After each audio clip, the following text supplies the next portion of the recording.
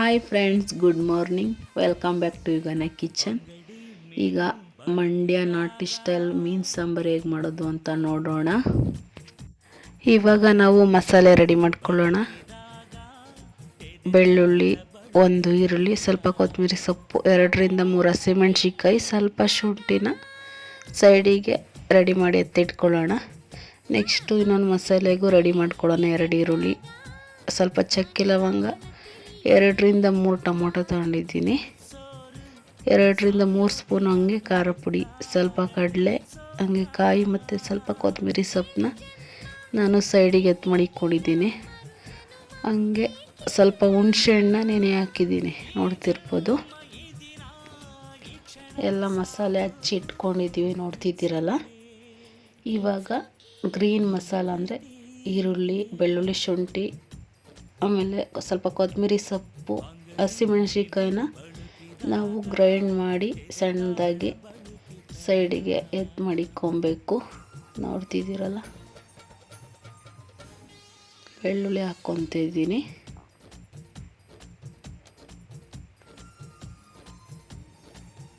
ಹಂಗೆ ಈರುಳ್ಳಿನೂ ಹಾಕ್ಕೊತಿದ್ದೀನಿ.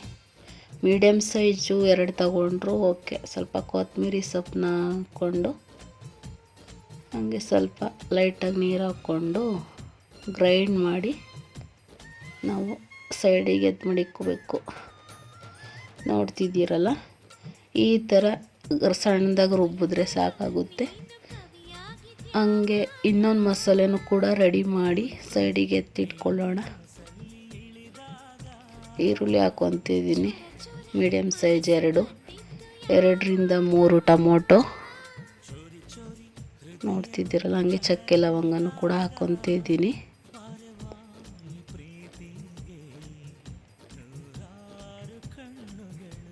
ಇವಾಗ ಇದನ್ನು ಕೂಡ ಅದ್ರ ಜೊತೆ ಮಿಕ್ಸ್ ಮಾಡಿ ಅದನ್ನು ಕೂಡ ಸಣ್ಣದಾಗಿ ರುಬ್ಬಿಡ್ಕೊಬೇಕು. ನೋಡ್ತಿದ್ದೀರಲ್ಲ, ಈ ಥರ ಒಲೆ ಹಚ್ಚಿ ಇವಾಗ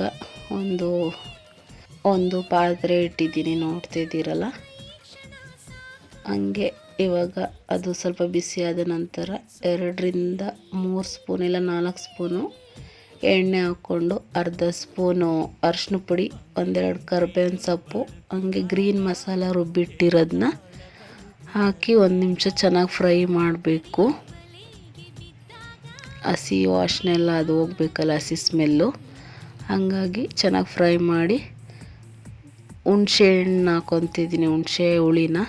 ನೋಡ್ತಿದ್ದೀರಲ್ಲ, ಹುಣಸೆ ಹುಳಿ ಒಂದು ಅರ್ಧ ಬಟ್ಲಷ್ಟು ಹಾಕ್ಕೊಂಡಿದ್ದೀನಿ. ಅದನ್ನು ಚೆನ್ನಾಗಿ ಒಂದು ಕುದಿ ಬರೋ ಥರ ಕುದಿಸ್ಬೇಕು ಚೆನ್ನಾಗೆ. ಅದಾದ ನಂತರ ಇನ್ನೊಂದು ಮಸಾಲೆ ರೆಡಿ ಮಾಡಿ ಇಟ್ಕೊಂಡಿದ್ವಲ್ಲ, ಅದನ್ನು ಕೂಡ ಹಾಕಿ ಚೆನ್ನಾಗಿ ಮಿಕ್ಸ್ ಮಾಡಬೇಕು.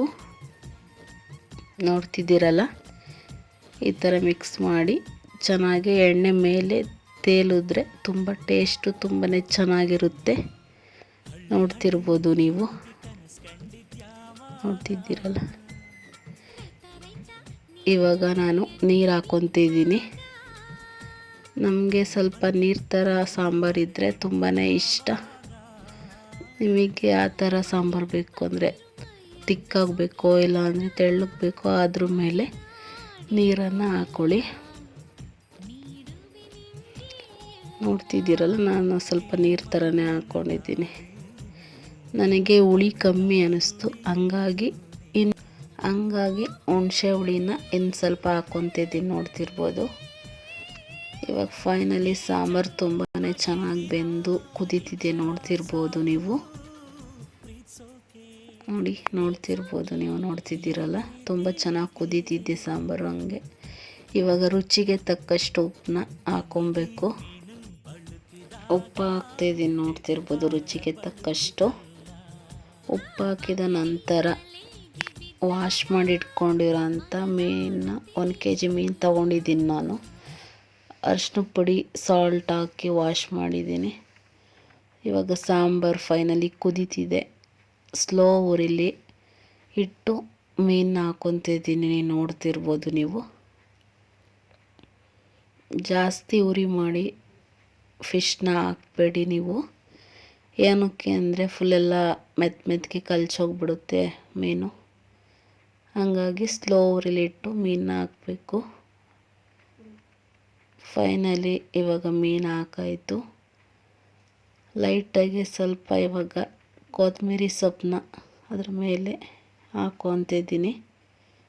ಮುಚ್ಚಳ ಮುಚ್ಚಿ ಒಂದು ಕುದಿನ ಕುದಿಸ್ಬೇಕು. ಕುದಿಸಿದ ನಂತರ ಪಾತ್ರೆ ಕೆಳಗಡೆ ಇಟ್ಟಿದ್ದೀನಿ. ಫೈನಲಿ ಮಂಡ್ಯ ಸ್ಟೈಲ್ ಮೀನು ಸಾಂಬಾರು ಸಿಂಪಲ್ಲಾಗಿ ಹಂಗೆ ಬೇಗನೆ ರೆಡಿಯಾಗೋಗೈತೆ. ನೋಡ್ತಿರ್ಬೋದು ನೀವು ಕೂಡ ಮನೆಯಲ್ಲಿ ಟ್ರೈ ಮಾಡಿ. ತುಂಬಾ ಸಿಂಪಲ್, ಹಂಗೆ ತುಂಬಾ ರುಚಿಯಾಗಿತ್ತು. ಅದ್ರ ಜೊತೆಗೆ ಬಿಸಿ ಬಿಸಿ ಮುದ್ದೆ ಇದ್ದರೆ ಇನ್ನೂ ತುಂಬಾ ಚೆನ್ನಾಗಿರುತ್ತೆ. ಹಂಗೆ ದಯವಿಟ್ಟು ಎಲ್ಲ ಟ್ರೈ ಮಾಡಿ. ಹಂಗೆ ಲೈಕ್ ಮಾಡಿ, ಶೇರ್ ಮಾಡಿ, ಸಬ್ಸ್ಕ್ರೈಬ್ ಮಾಡೋದು ಮಾತ್ರ ದಯವಿಟ್ಟು ಮರಿಬೇಡಿ. ತುಂಬಾ ಸೂಪರಾಗಿ ಬಂದಿತ್ತು. ಓಕೆ ಫ್ರೆಂಡ್ಸ್, ಬಾಯ್.